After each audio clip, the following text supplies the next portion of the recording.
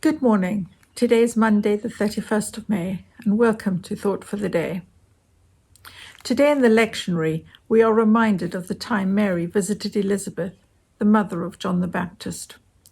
And of the suggested readings, I've chosen the Old Testament reading from the first book of Samuel. But before I read the passage, a little bit of background. The book of 1 Samuel begins in the days when the judges still ruled Israel, possibly during the closing days of Samson's life, so about 1100 years before the birth of Christ. Samuel was Israel's last judge and the first prophet and priest to serve during the time of a king. Hannah, Samuel's mother, was barren and suffered ridicule over many years because of this. But Hannah brought her problem to God rather than giving up hope.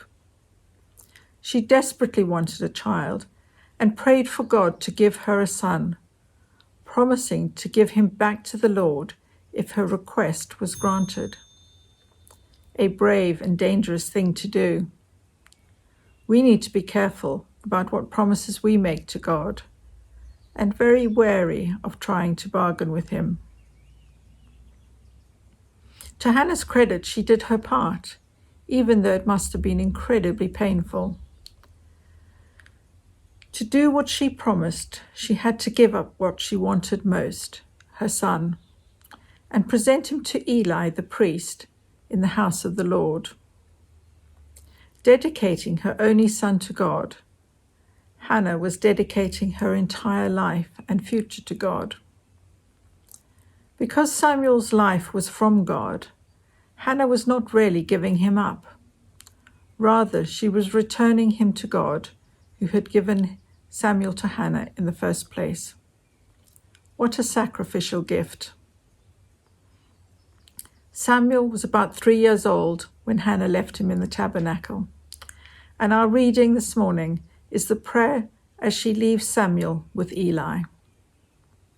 It's taken from the first book of Samuel, chapter 2, verses 1 to 10, and I'm reading from the NIV. Then Hannah prayed and said, "My heart rejoices in the Lord. In the Lord my horn is lifted high. My mouth boasts over my enemies, for I delight in your deliverance. There is no one holy like the Lord. There is no one beside you. There is no rock like our God. Do not keep talking so proudly, or let your mouth speak such arrogance. For the Lord is a God who knows, and by him deeds are weighed. The bows of the warriors are broken, but those who stumbled are armed with strength. Those who were full hire themselves out for food, but those who were hungry hunger no more.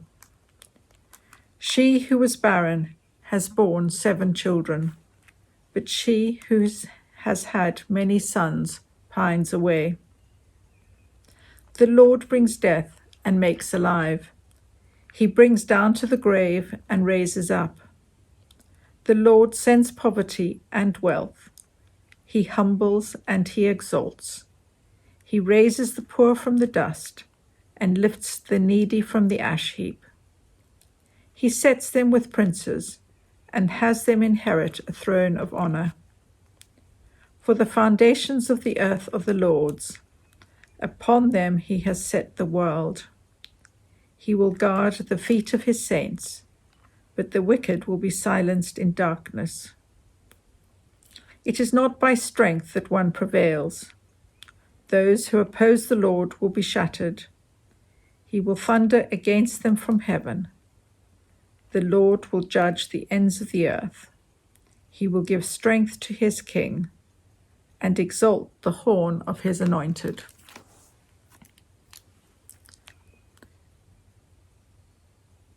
Hannah praised God for his answer to her prayer for a son. The theme of her poetic prayer is her confidence in God's sovereignty and her thankfulness for everything he had done. Mary, the mother of Jesus, modeled her own praise song called the Magnificat after Hannah's prayer.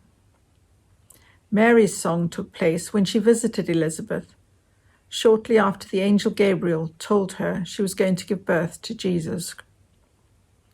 Elizabeth, like Hannah, was barren as a younger woman, but now she was pregnant.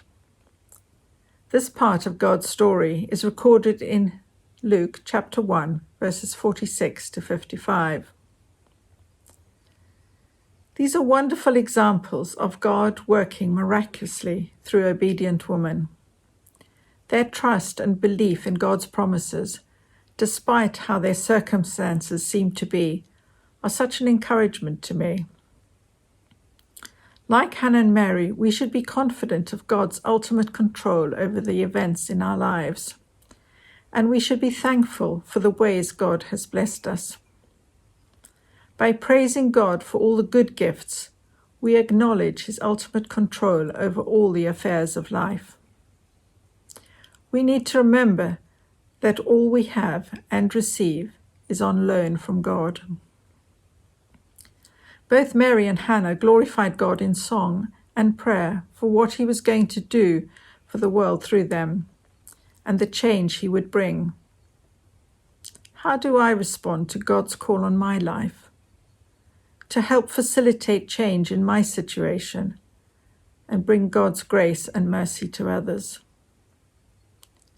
In both songs, God is pictured as the champion of the poor, the oppressed, and the despised. Hannah praised God for being a rock, firm, strong, and unchanging. This past year has certainly challenged so much and made us reevaluate what was often taken for granted.